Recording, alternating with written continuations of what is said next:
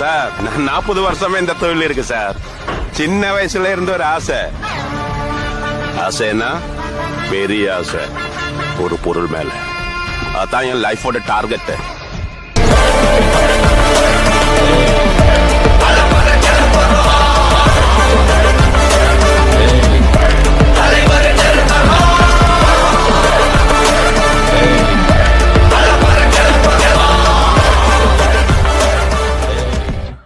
Sir நான் 40 வருஷமா இந்த தொழில் இருக்கு சார். சின்ன வயசுல இருந்து ஒரு ஆசை.